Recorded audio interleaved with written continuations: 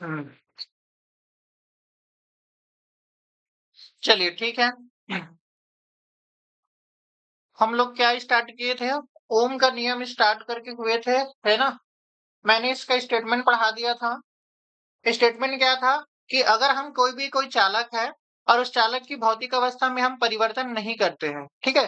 भौतिक अवस्था का मतलब क्या हो जाएगा? जैसे मान लेते हैं हम उसके ताप में या फिर उसकी विमा में। विमा का मतलब क्या हो जाएगा? उसकी लंबाई, चौड़ाई या क्षेत्रफल में अगर किसी भी प्रकार का परिवर्तन नहीं करते हैं, तो चालक के सिरों के बीच जो विभवांतर लगाया जाता है, वो उसमें बहने वाली धारा के क्या होता है? अनुक्रमानुपाती होता है।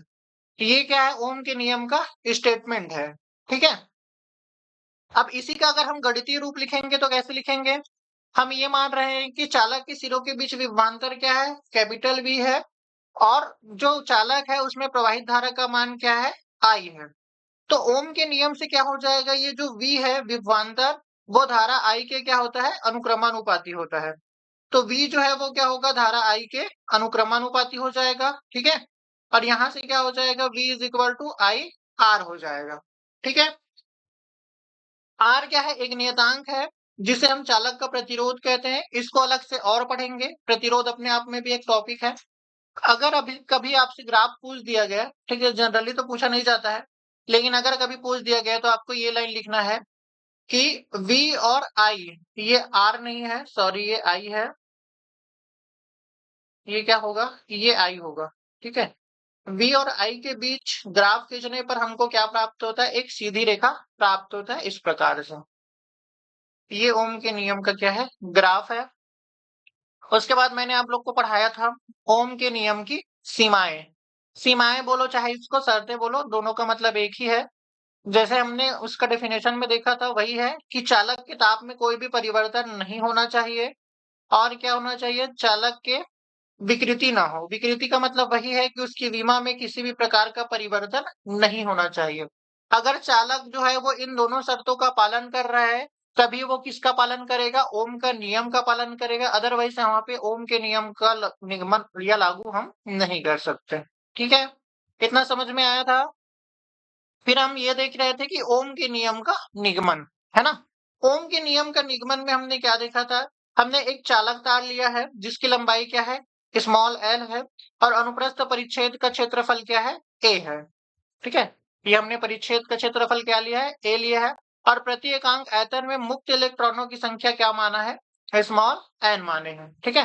अगर हम चालक के सिरों के बीच विभवांतर लगाते हैं, तो वहां पे क्या हो जाता है? एक विद्युत क्षेत्र स्थापित हो जाता है। और उस विद्युत क्षेत्र का परिमाण कैसे निकलेगा? V बट्टे एल। ये फॉर्मूला कहाँ से आता है? हमने सेकंड चैप्टर में पढ़ा था। E बराबर हम क्या लिखते हैं? V बट्टे डी लिखते हैं। डी का मतलब क्या होता है? डी का मतलब होता है दूरी। यहाँ पे चालक की दूरी या चालक की लंबाई क्या लिए है? स्मॉल एल लिए है। इसलिए यहाँ पे हम डी की जगह पे क्या ले रहे हैं? एल ले रहे हैं। ठीक है। यहाँ पे जो फॉर्मूला में डी आता है वो क्या है? दूरी को दर्शाता है। और यहाँ पे हमारे पास दूरी के रूप में क्या है? एल है। इसलिए हमने क्या लिया है? यहाँ पे एल लिया है। ठीक है। अगर उन मुक्त इलेक्ट्रॉनों का अनुगमन वेग हम क्या मान लेते हैं? bd को मान लेते हैं, तो क्या हो जाएगा? धारा और अनुगमन वेग में संबंध क्या मिलता है हमको? ये मिलता है धारा और अनुगमन वेग में संबंध। और अनुगमन वेग का फार्मूला क्या होता है? ये होता है E को अगर रिप्लेस करेंगे तो क्या लिख सकते हैं? E की जगह के V बट्टे L लिख सकते हैं। तो ओवरऑल अगर आप देखोगे तो VD का जो वैल्यू आ रहा है, ठीक है, VD का जो मान आ रहा है वो क्या आ रहा है? VD is equal to E V बट्टे में L। और ये हो जाएगा M। और यहां से हो जाएगा टाउ। ठीक है। ये आया, इसको मान लेते हैं हम समीकरण एक।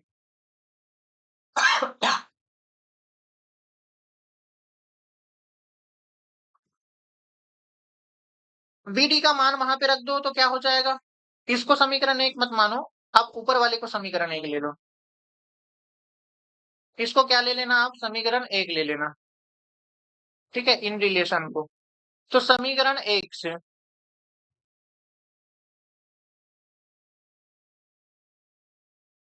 समीकरण एक से क्या हो जाएगा? देखो आई, और इधर हो जाएगा एन ई ए। तो वी डी के जगह पे क्या रखना है? ई वी और बट्टे में एम एल और यहाँ पे हो जाएगा टाउ। ई और ई का क्या हो जाएगा, मल्टीप्लाई होगा तो क्या हो जाएगा, एन हो जाएगा, ये ई का स्क्वायर हो जाएगा, ये ए हो जाएगा वी और बट्टे में एल और ये हो जाएगा टाउ। ठीक है, वी को इधर ले आओ, ये वाला वी इधर आएगा तो कहाँ आ जाएगा, इसके बट्टे में आ जाएगा। और ये एन ई का स्क्वायर ए और ये टाउ और बट्टे में क्या हो जाएगा एम एल। पलट दो, इधर को पलटोगे तो उधर भी पलट जाएगा, तो बी बट्टे आई हो जाएगा, तो ये क्या हो जाएगा एम एन और ये हो जाएगा एन ई का स्क्वायर ए और ये हो जाएगा टाउ। इसको मान लो समीकरण 2। ठीक है, अब देखो, यदि चालक का ताप नियत है, चालक का ताप नियत हो, तो ये जो एम एल अपॉन में एन ई का स्क्वायर ए टाउ है, तो नियतांक होता है। ये क्या होता है, नियतांक होता, नियतांक होता है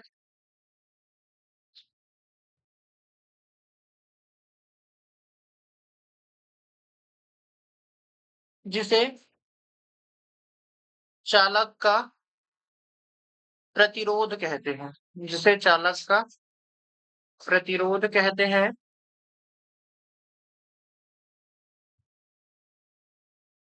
और इसे आर से प्रदर्शित करते हैं, और इसे आर से प्रदर्शित करते हैं, आर से प्रदर्शित करते हैं। ठीक है, तो आर इज इक्वल टू क्या लिखेंगे हम, एम एल एन ई का स्क्वायर ए और ये हो जाएगा टाउ। समीकरण 2 से, समीकरण 2 से क्या हो जाएगा, क्या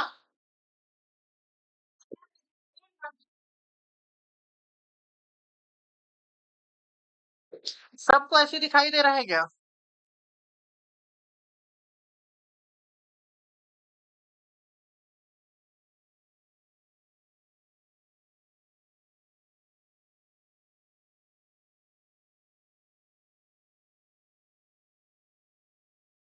सबको क्लियर नहीं दिखाई दे रहा है क्या।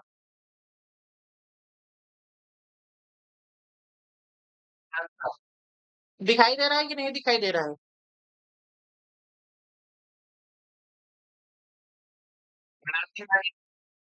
एक सेकंड ना, चलो रुक जाओ, मैं स्क्रीन शेयर कर देता हूँ।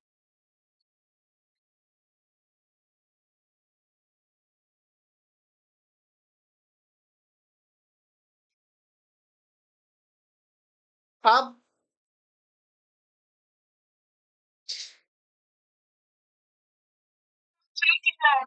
हम्म, चलो ठीक है, तो देखो समीकरण 2 में क्या करना है हमको, इसके जगह पे एम एल बट्टे एन ई स्क्वायर वाले की जगह पे क्या करना है, आई पुट करना है। ठीक है, तो यहाँ से क्या हो जाएगा, v बट्टे आई और यहाँ से हो जाएगा r। ठीक है, i को उधर ट्रांसफर करोगे तो क्या हो जाएगा, v बराबर हो जाएगा आई आर।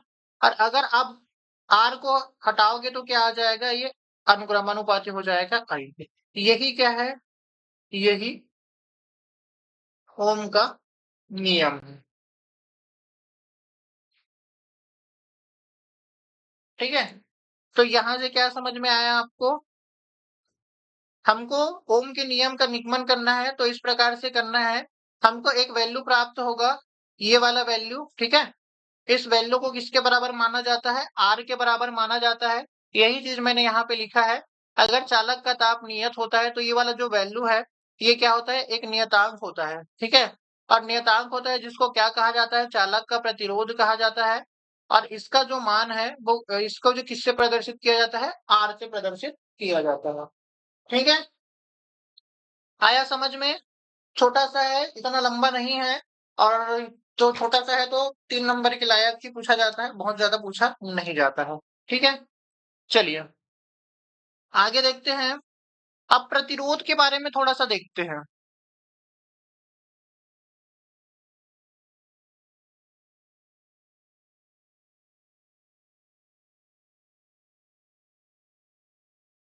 प्रतिरोध क्या होता है? क्या?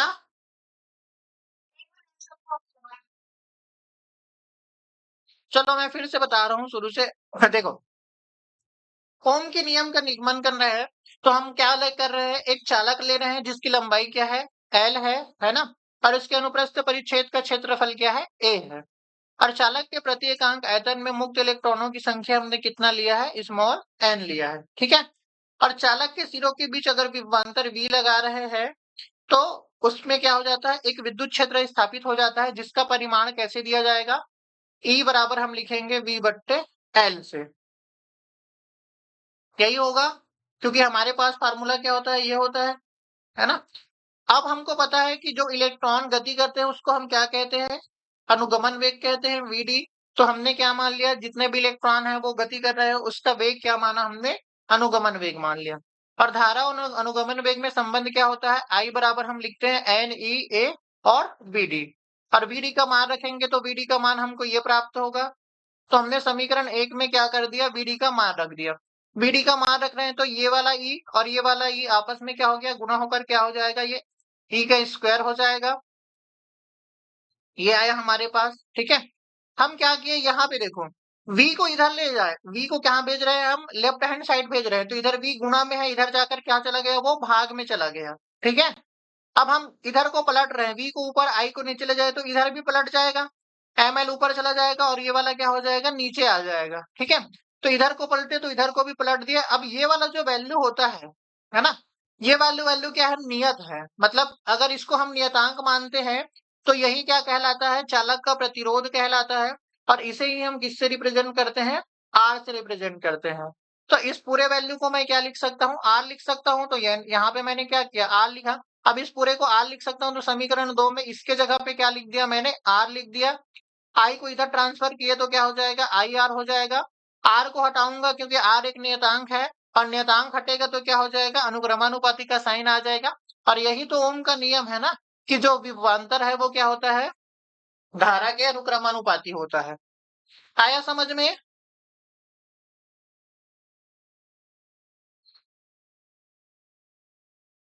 अब देखो प्रतिरोध क्या होता है, ठीक है। प्रतिरोध का मतलब क्या होता है, बाधा, है ना। जैसे मान लीजिए कोई भी चालक है और उसमें धारा प्रवाहित हो रहा है, तो धारा के मार्ग में जो रुकावट डालेगा या जो बाधा उत्पन्न करता है उसे ही क्या कहा जाता है, चालक का प्रतिरोध कहा जाता है, ठीक है। तो इसका डेफिनेशन कैसे होगा, कोई चालक विद्युत धारा के मार्ग में, विद्युत धारा के मार्ग में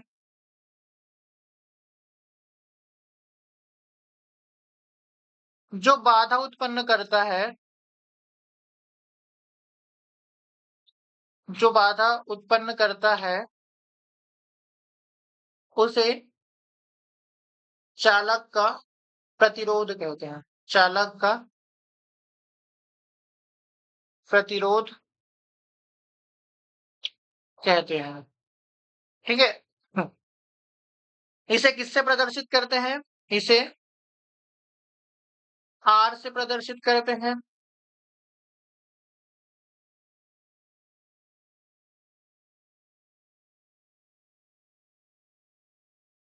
ठीक है। और आर बराबर क्या होता है, सूत्र हम क्या लिखते हैं, आर बराबर लिखा जाता है वी बट्टे आई, यही लिखा जाता है, ठीक है। याद रखना, इसका जो मात्रक होता है ना, वो ओम ने दिया है तो उसका मात्रक क्या होता है, प्रतिरोध का मात्रक ओम होता है, प्रतिरोध का मात्रक क्या होता है, ओम होता है, ओम। इसको ऐसे दर्शाते हैं, ठीक है। ये इसका साइन है, ओम होता है, ठीक है। इसका विमेय सूत्र लिख सकते हो और नहीं भी लिखोगे तब भी से चल जाएगा, लिखना है तो लिख सकते हो, उससे कोई फर्क नहीं पड़ेगा। तो विमेय सूत्र क्या हो जाएगा, वैसे पूछा नहीं जाता है, विमेय सूत्र क्या हो जाएगा, देखो v का विमेय सूत्र लिखोगे तो एम एल, ठीक है, टी के पावर में -2। आई के लिए क्या लिखोगे, सॉरी, देखो आई के लिए क्या लिखेंगे हम, एम्पियर लिखेंगे, 1 मिनट ना, ये उसका नहीं होता है, विभव का क्या होगा, जैसे मैं निकाल के दिखा रहा हूँ, वी बट्टे क्या लिखते हैं हम, आई लिखते हैं, और वी को क्या लिख सकते हैं, डब्ल्यू बट्टे क्यू लिख सकते हैं, और ये हो जाएगा आई। अब डब्ल्यू कार्य का तो आपको पता होना चाहिए, एम एल टी के पावर में -2। क्यू के लिए क्या लिखा जाता है, ए टी लिखा जाता है, और धारा के लिए क्या लिखा जाएगा, ए लिखा जाएगा। तो यहाँ से अगर इसको सॉल्व करेंगे तो क्या हो जाएगा, एम एल स्क्वायर टी के पावर में -2, ये आपस में नीचे में मल्टीप्लाई हो जाएंगे तो ए का स्क्वायर, और ये हो जाएगा टी। इसको ऊपर भेज दो, नीचे वाले को ऊपर भेजोगे तो क्या हो जाएगा, एम एल स्क्वायर। देखो -2 पहले से है, -1 और जाएगा तो कितना हो जाएगा, -3 हो जाएगा। ए के पावर में +2 है, ऊपर जाएगा तो वो कितना हो जाएगा, -2 हो जाएगा। तो ये इसका क्या आ जाएगा, विमेय सूत्र आ जाएगा। ठीक है, इतना आपको याद रखना है। इससे ज्यादा इंपॉर्टेंट है हमारे पास प्रतिरोध की निर्भरता। ठीक है, सवाल पूछा जाता है प्रतिरोध की निर्भरता।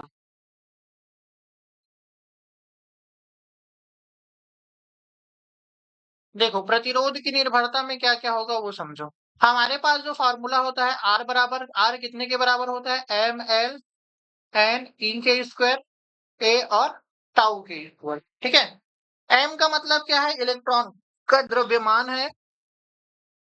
एम का मतलब क्या है, इलेक्ट्रॉन का द्रव्यमान जो कि फिक्स होता है। ई का मतलब क्या है, इलेक्ट्रॉन पर आवेश, ये भी फिक्स होता है, इलेक्ट्रॉन पर आवेश। और टाउ को क्या कहा जाता है, विश्रांति काल, मैंने आपको पढ़ाया था। एल क्या है, चालक की लंबाई।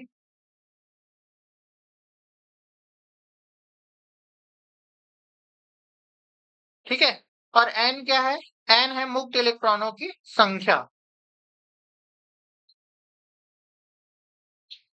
मुक्त इलेक्ट्रॉनों की संख्या।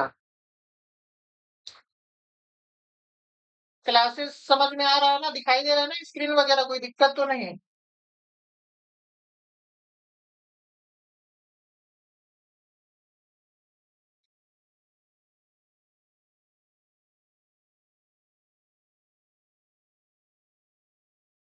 हेलो,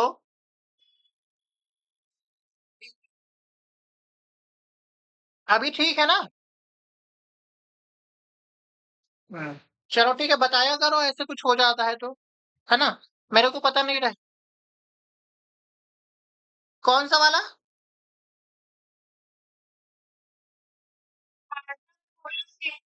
हाँ ये विमेय सूत्र, देखो इसको हम इस प्रकार से लिख सकते हैं, वी बराबर क्या होता है, विभव बराबर हम डब्ल्यू बट्टे क्यू लिखते हैं, तो यहाँ पे डब्ल्यू का लिख दिए, यहाँ पे क्यू का लिख दिए, फिर इन दोनों को सॉल्व किए, ये वाला नीचे में आके इसके साथ मल्टीप्लाई हो जाएगा, तो ए का स्क्वायर और टी हो जाएगा, इसको ऊपर भेज दिए, तो ए के पावर में +2 था, ऊपर जाकर -2 हो गया, टी के पावर में कुछ नहीं, मतलब +1 है, ऊपर जाकर -1 हो गया, तो ये क्या हुआ, -3 हो गया।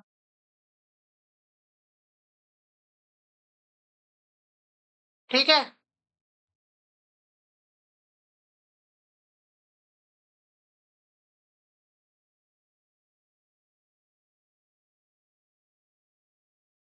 चलिए अब देखो हमारे पास क्या आया है, आर बराबर हमारे पास ये वाला वैल्यू आया है ना, इसमें से मैंने सबको बता दिया कौन कौन क्या है। ये क्या होता है, फिक्स्ड होता है। ठीक है, आवेश भी क्या होता है, फिक्स होता है। अब ये दोनों तो फिक्स हो गए, तो किस पर निर्भर करेगा, विश्रांति काल पर, चालक की लंबाई पर, और मुक्त इलेक्ट्रॉनों की संख्या पर। अब कैसे कैसे निर्भर करेगा वो देखो, आर जो है वो एल की क्या है, अनुक्रमानुपाती है, मतलब चालक की लंबाई बढ़ने पर प्रतिरोध क्या होगा, बढ़ेगा। और यहां से देखो आर जो है वो एन के क्या है, व्युत्क्रमानुपाती है, और ए क्या है, चालक का अनुप्रस्थ परिच्छेद का क्षेत्रफल है ना, ए क्या है, अनुप्रस्थ परिच्छेद का क्षेत्रफल है।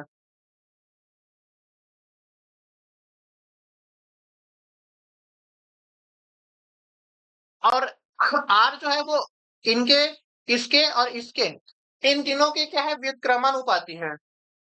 तो आपको याद रखना है कि अगर आप चालक की लंबाई को बढ़ाओगे तो उसका प्रतिरोध भी क्या होगा, बढ़ेगा। तो देखो, मैं आप बुक से लिख लेना इसको, ठीक है, मैं ऐसे शॉर्टकट में बता रहा हूं। पहला पॉइंट क्या लिखोगे, पहला पॉइंट हो जाएगा चालक की लंबाई पर, चालक की लंबाई पर। और चालक की लंबाई पर कैसे कर रहा है ये, आर जो है वो डायरेक्टली प्रोपोर्शनल है किसके, एल के।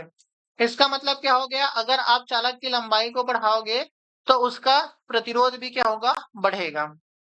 चालक के अनुप्रस्थ काट के क्षेत्रफल, अनुप्रस्थ परिच्छेदफल, अनुप्रस्थ परिच्छेदफल, ये क्या हो जाएगा, आर इज डायरेक्टली प्रोपोर्शनल हो जाएगा 1/a के, यही होगा।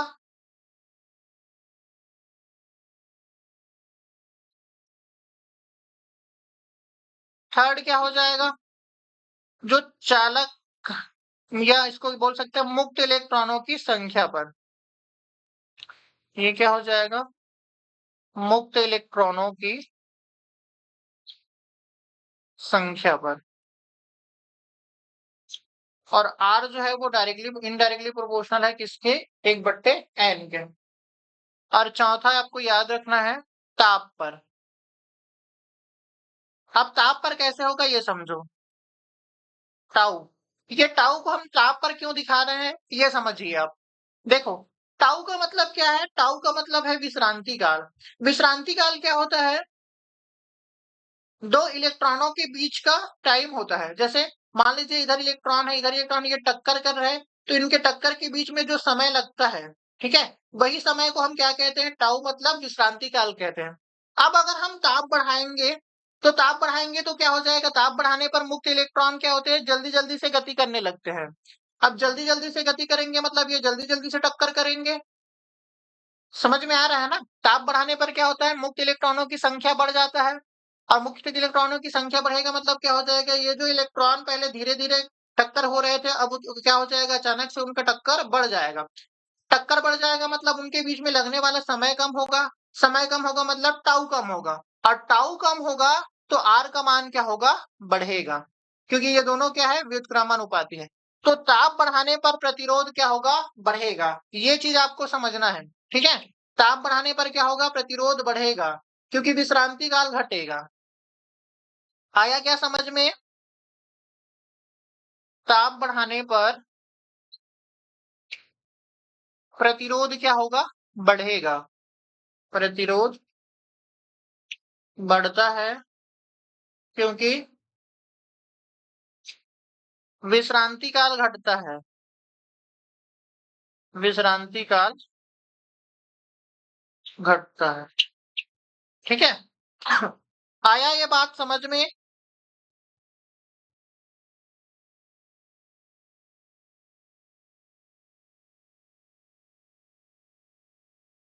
ये लोकेश पटेल से कौन जुड़ा है,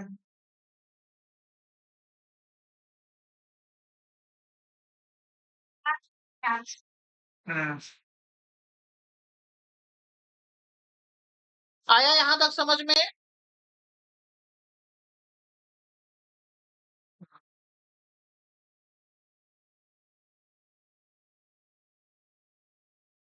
बुक से देख के इसको लिख लेना।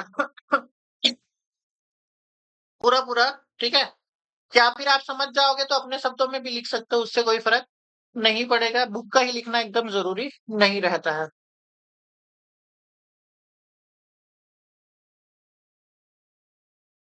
ठीक है। चलिए अब कुछ छोटे छोटे डेफिनेशंस हैं, उन डेफिनेशंस को हम देखते हैं। जैसे एक है हमारे पास विद्युत चालकत्व, विद्युत चालकत्व। देखो, विद्युत चालकत्व का मतलब क्या हो जाएगा, जैसे प्रतिरोध है तो उसका उल्टा क्या कहलाता है, चालकत्व कहलाता है, ठीक है। क्या बोले, नहीं दिख रहा है क्या,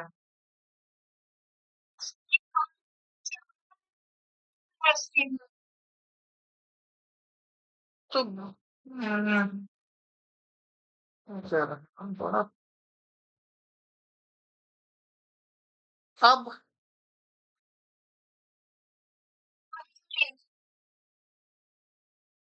सबको आधा दिख रहा है क्या? यस। अरे तो तुम लोग बोलती क्यों नहीं हो रही? आधा कैसे दिख रहा है? मेरे को तो पूरा दिख रहा है। ये देखो, आधा दिख रहा है कि पूरा दिख रहा है? आधा मतलब कैसे कैसे टाइप का आधा दिख रहा है?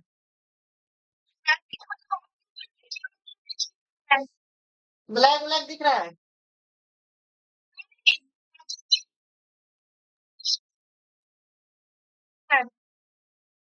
ऐसे क्या? एक सेकंड ना, मेरे को लग रहा है कुछ दिक्कत हो रहा है।